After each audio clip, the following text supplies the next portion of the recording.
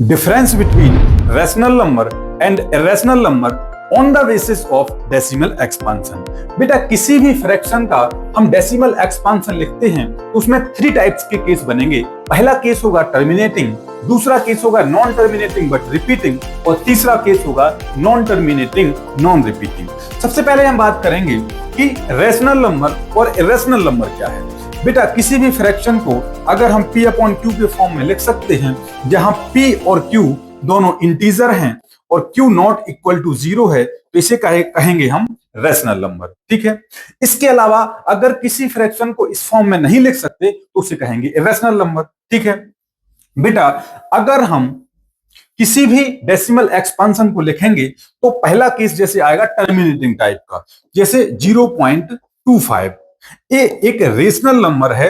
अब आपके मन में सवाल आया कि इसको p अपॉन क्यू के फॉर्म में तो लिख नहीं सकते, लेकिन इसको 25 अपॉन 100 लिख सकते हैं। That is 1/4।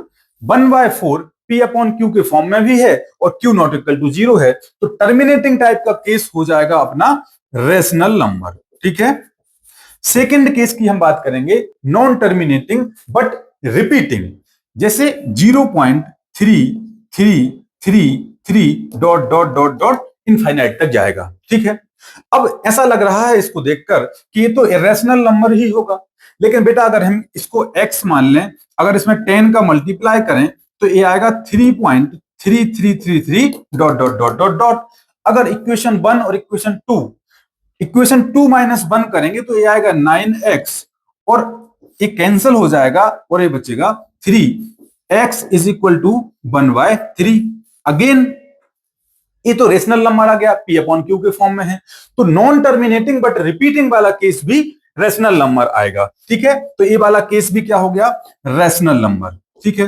अब हम बात करेंगे थर्ड केस की, नॉन टर्मिनेटिंग नॉन रिपीटिंग। 0.3126723125 कुछ भी। ठीक है। बेटा इसको हम p अपॉन क्यू के फॉर्म में लिख ही नहीं सकते, तो ये आएगा हमारा इरेशनल नंबर। ठीक है। तो 3 केस में से 2 case non terminating but repeating और टर्मिनेटिंग आएगा रेशनल नंबर, और नॉन टर्मिनेटिंग नॉन रिपीटिंग आएगा इरेशनल नंबर। आई बात समझ में? धन्यवाद।